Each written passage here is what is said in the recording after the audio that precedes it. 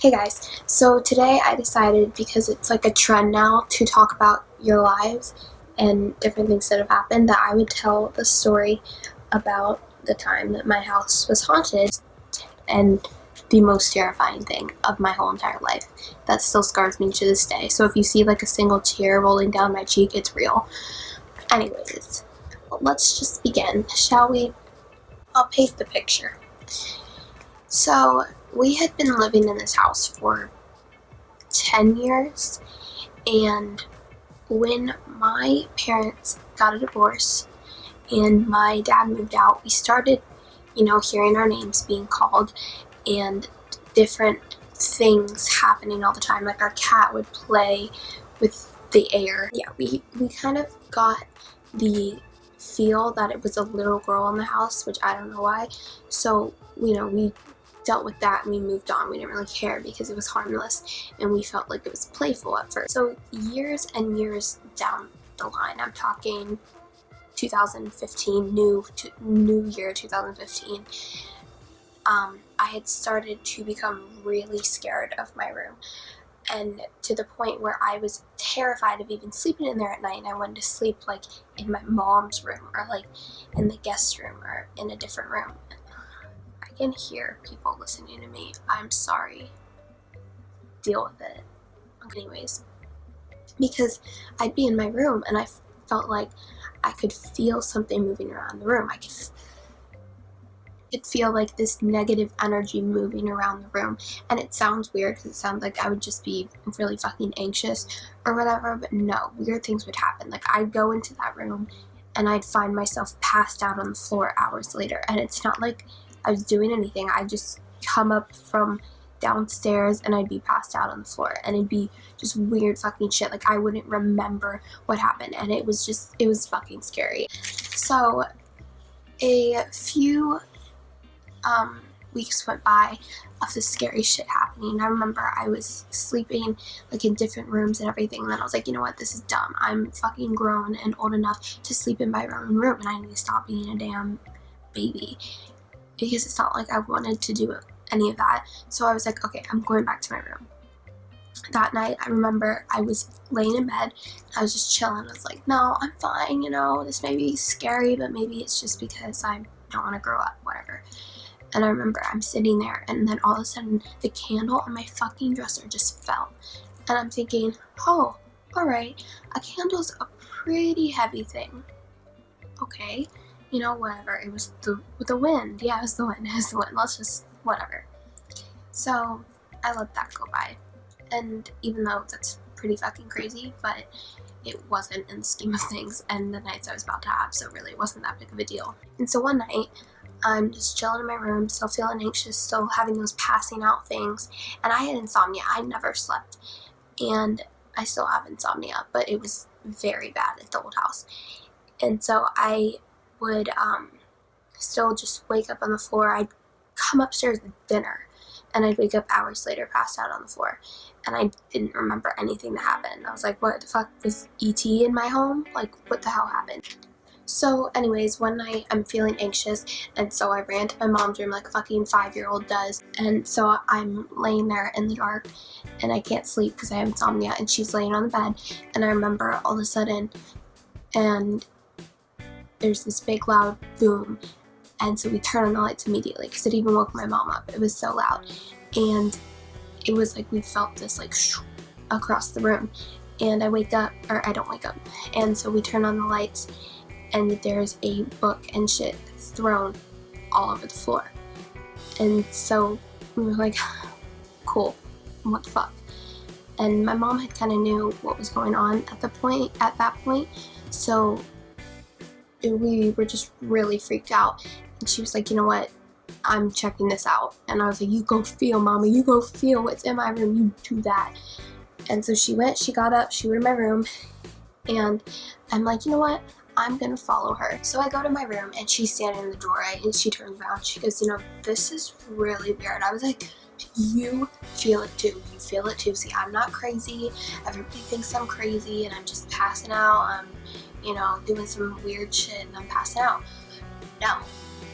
So I'm standing there with my mom. She's in the doorway. She's turned around and then she turns back around because she's like distracted by something. So she turns around facing my door, and all of a sudden my arm is burning. And when I say burning, I mean burning. And so I was like, Mom, my arm's burning. My arm's burning really bad. And she looks down at my arm and she goes, don't look at your arm. And I was like, why wouldn't I look at my arm? And she's like, don't look at your arm. I was like, okay. And so I looked at my arm because, you know, that's what normal people do when somebody's saying don't look at your arm. And I look and there's 3 scratches, deep scratches going down my arm. And it was terrifying. I remember being like, what the fuck? And my mom was flipping out. She was like, where did you get those scratches? What, where'd you get those? Where'd you get those? And I was like, I don't know. I think I went there before and they're just burning right now.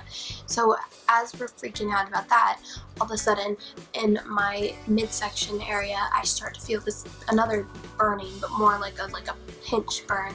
And we look and there was like a little red mark. And so I was either pinched or whatever fuck happened. And so I'm flipping out because I'm like, what the hell is going on? I'm dying. I've got to get the fuck out of here. I'm packing my bags. I'm moving. We're done. We're out. We're gone. I remember running to my mom's room where my phone was, and I texted my dad. I was like, oh my god, you're fucking going to get me. This is fucking crazy. And I was flipping out. And I didn't know he was on a business trip. So anyways, he calls me a few hours later because that was at like 4 a.m. and he calls me at 7 and I was up. I had already packed like everything. I was done. I was gone. And he called me up. He goes, are you sure you didn't take like some sleeping pills or something and you just, you know, like dreamt that? And I was like, no, I didn't dream that. I can send you the pictures of my scratches. So I sent him the pictures of my scratches and he goes, maybe you scratched yourself when you dreamt that. I said, I didn't do that. Mom was there. You can ask her. He goes, she was probably dreaming too. You were probably both on sleeping pills. Buddy, that did not happen. My mom puts on music to lighten the mood, and we're talking about we're never going to be able to leave this place. We're never going to be able to get out. And right then in the song, the lyrics on Hotel California come on, and the lyrics go, and I'm like, you hear it, Mama? We can never leave. We're never going to be able to leave. So I leave the house for a few days, and just a few days.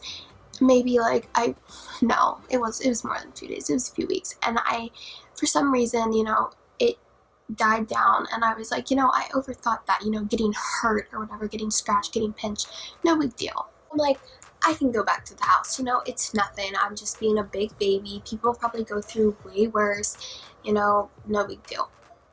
Why do I keep doing this? I don't know who I am. Who the fuck am I? Anyways. And we come back to the house and our neighbor had talked to us and he said, wow, were you guys having a party in there or something? You know, all the lights were on and stuff, music was blasting and it was really bright and it was really weird. And we were like, what? Nobody's been here. Like my sister, she was done. She was scared as fuck. She left. My brother left. My mom made my brother stay with my dad. He didn't know what was going on. We didn't tell him, but we just were like, no, you need to get out. So anyways, my sister was gone. Everybody was gone. Nobody went in the house because they were scared as fuck.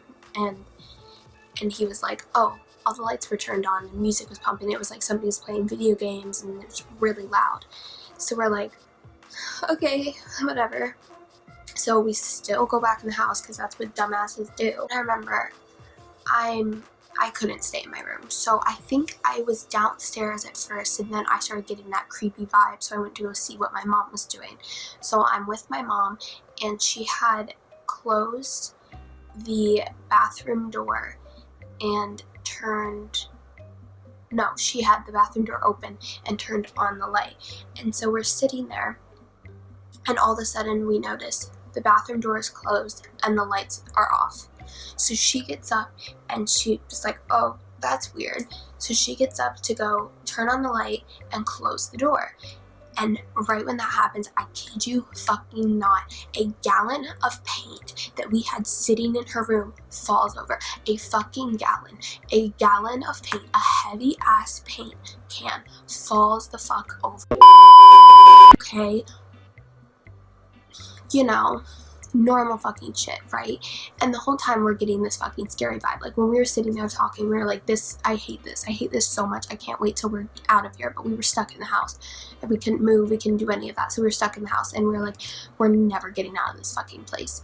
So my mom turned on all the lights, she shut the door, and we turned on the TV because it was starting like early news time. So we turn on the TV, and right when we turn on the TV, it's still black and we hear this low grumble.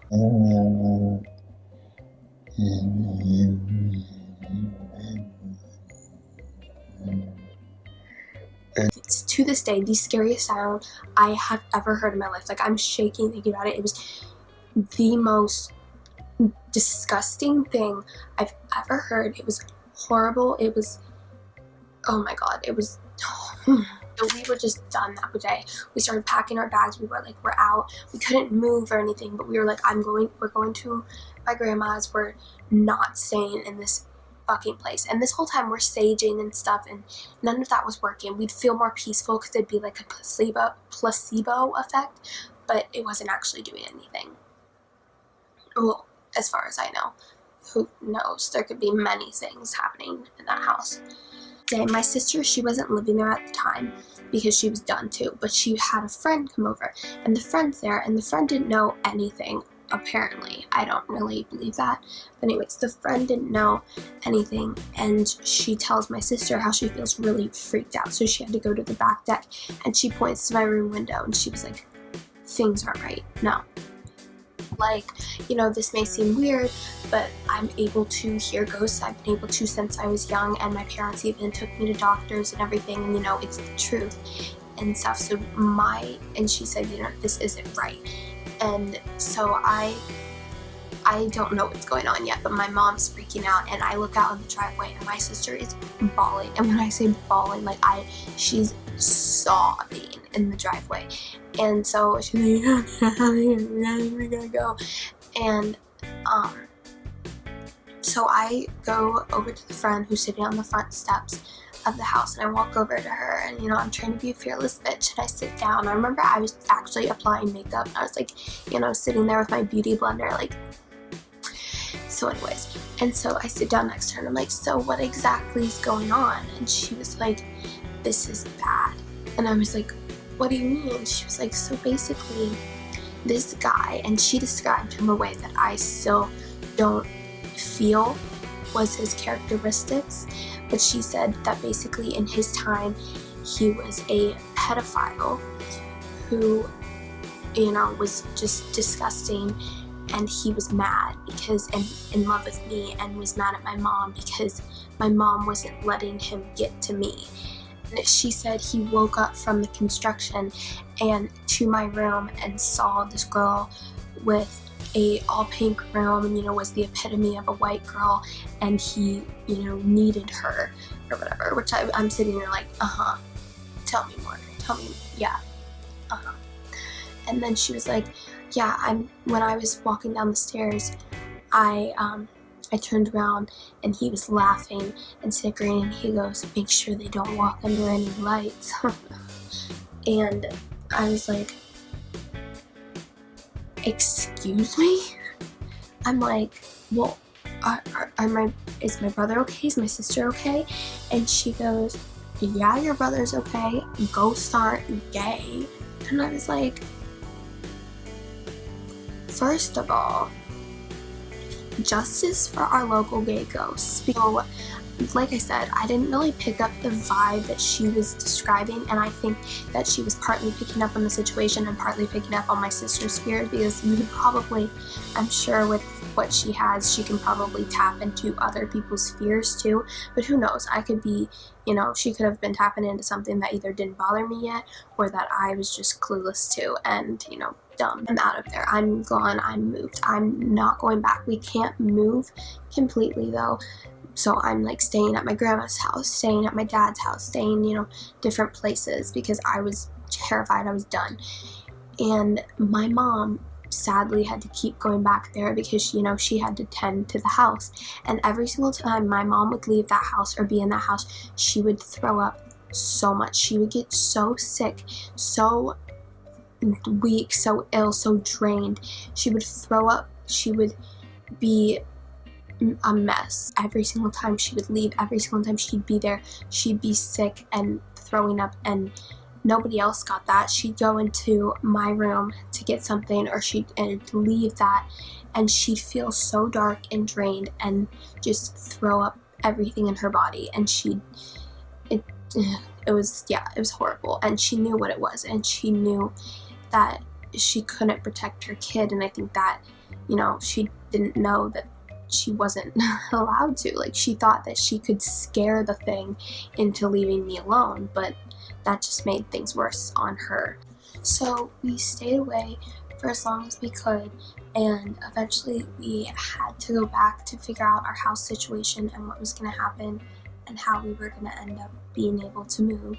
And we saged the fucking shit out of that place. My sister still didn't go back. She was living with her friends, but I had to go back. I didn't go in my room. I never went in my room again. When we packed up to move, everybody else had to do that shit for me. I was such a brat. I would not step foot in that room. I would not step foot down the hallway. There was like my mom's room and then this long hallway with my room, my brother's room, and my sister's room. And I would not go down that hallway. And I remember our stuff would be moved around, things would be hidden. And my mom said she started to feel a lighter mood, like the little girl was coming back. And I was like, don't be fooled. We know what's going on, and we know that's no little girl.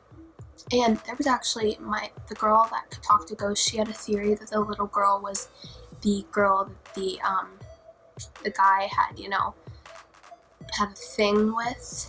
But who knows what really went on. So we still felt like darkness and everything, and we avoided everything. We were so drained. We were so we felt so dark in that house. Like, we had no energy.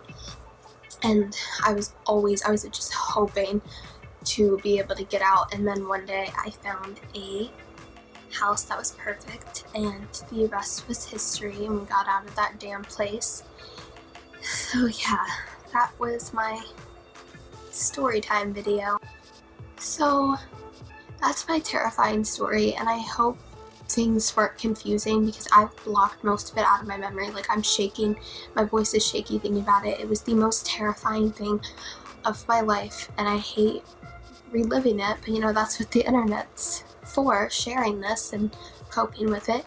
And I'd love to hear if anybody has any of these kind of stories, or if you even believe in these kind of stories, or ghosts, or an energy, or whatever. I'd love to hear that. And yeah, so I hope you enjoyed, watching my pain. Thank you for watching. Have a good day. And bye. Subscribe, like, comment down below, all that good stuff. Bye.